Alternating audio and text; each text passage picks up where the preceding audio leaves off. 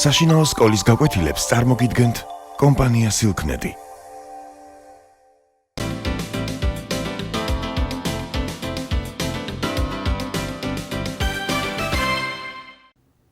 მოგესალმებით. დღევანდელი გაკვეთილის თემაა ხუანხეს აუზი, ძველი ჩინეთი. დღეს ჩვენ ვისაუბრებთ ცივილიზაციის ერთ-ერთ უძველეს კერა ჩინეთზე.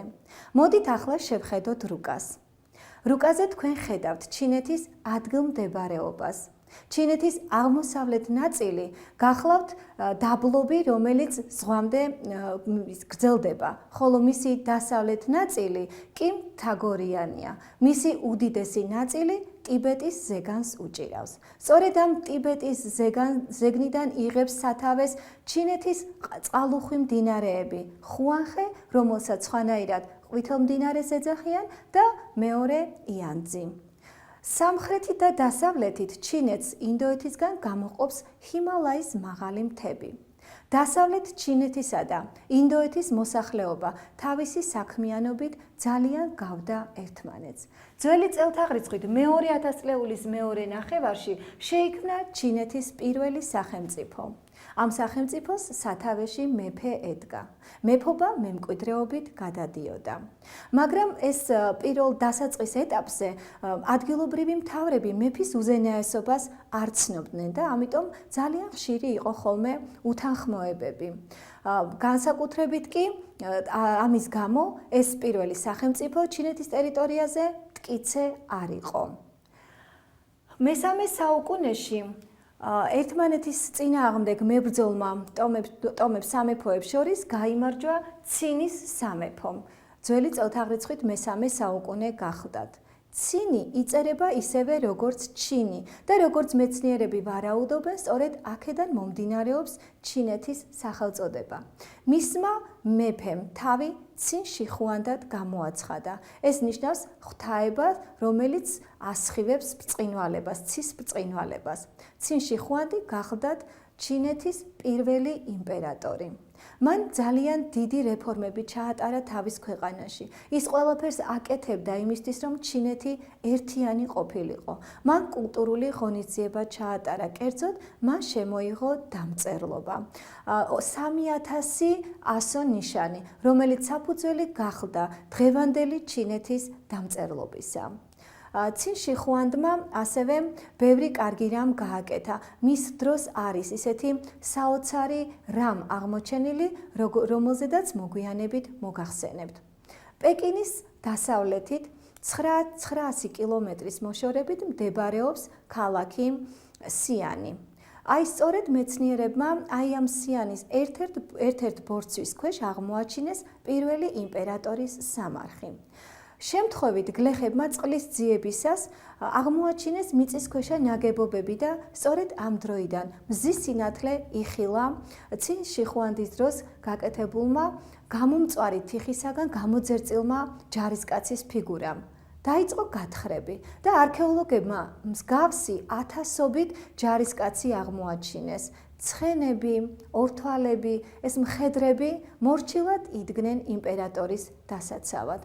დღესაც კი გაოცებას იწვევენ ეს თიხის ფიგურები. მთელი ჯარი გახლავთ ამ ადგილას აღმოჩენილი. ნეტავ როგორ შექმნეს, რა ტექნოლოგიებს ფლობდნენ ცინის დინასტიის პერიოდში. ეს თიხის ფიგურები თითო ფიგურა 200 კილოგრამს იწონის და ნატურალური ზომისა გახლავთ ჩვეულებრივი ადამიანის სიმაღლის. ის შედგება ორი ფენისგან, შიგნით კი სიცარიელია. ასევე ცინში ხუანდის სახელთან არის დაკავშირებული დიდი კედლის აშენება, ჩინეთის დიდი კედელი, ალბათ გაგიგიათ, რომლის სიმაღლე გახლავთ 8 მეტრი, სისქე 5-6 მეტრია. ეს არის ყველაზე გრძელი ნაგებობა, რომელიც კი ადამიანის ხელს გაუკეთებია. როგორც ამბობენ, ამ ნაგებობის აშენება 7 წელიწადი გრძელდებოდა და 1 მილიონი ადამიანის სიცოცხლე შეეწირა ამ შენობის აგებას. ამ გრძელ კედელში, რომლის სიგრძეც 4000 კილომეტრი გახლდათ, კოშკები იყო დატანებული, სადაც იარაღს ინახავდნენ და მტრის სათვალთვალო კოშკი იყო გაშენებული. ამის შემდეგ კვლავ მძლავრობს სამთავროთა შორის დაპირისპირება. საოცარი სისწრაფით ცვლიან ერთმანეთს მთავრები და მეფეები, იმპერატორები, რომლებიც ერთმანეთზე უფრო მკაცრ კანონებს და გადასახადებს უწესებდა მოსახლეობას. ყოველივე ამან პირველ მესამე საუკუნეებში გამოიწვია აჯანყებები. გარდა ამ აჯანყებისა, ამას ემატებოდა ჩინელი დიდგვაროვნების სწრაფვა სიმდიდრისკენ და თანამდებობისკენ, ასევე უცხო ტომელთა შემოსევა, რამაც განაპირობა მესამე საუკუნეში ახალი წელთაღრიცხვა გახლავთ უკვე ჩინეთის დაშლა სამთავროებად.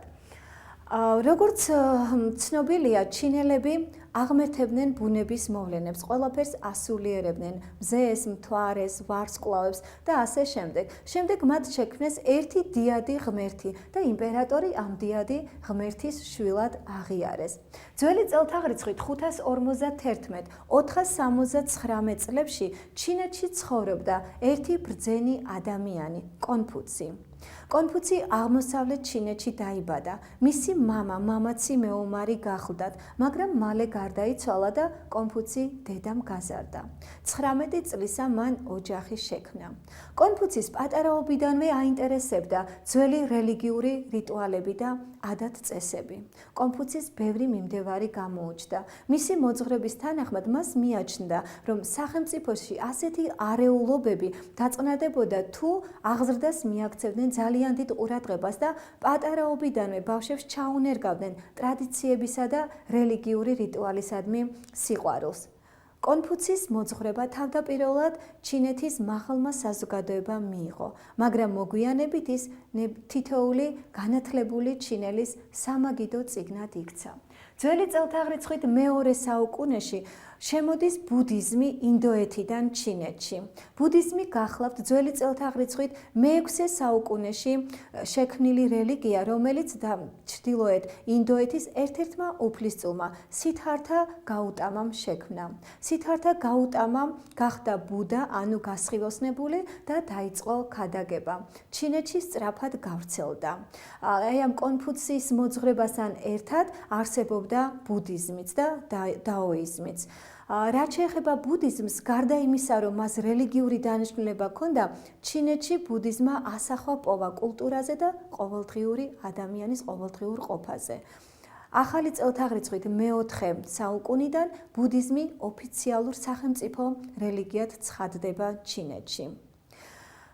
მე-12 საუკუნიდან უკვე ჩინეთის მშვიდობიანი ცხოვრება დაარღვია მონღოლების შემოსევამ. მათ სათავეში თავიანთი მეთაური ჩინგისყაენი ედგათ.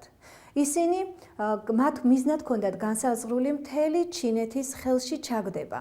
1215 წელს მონღოლებმა დაიპყრეს ჩრდილოეთ ჩინეთი. მალე ჩინგისყაენის შთამომავალმა უგედეიმ ხელში მთელი ჩინეთი ჩაიგდო.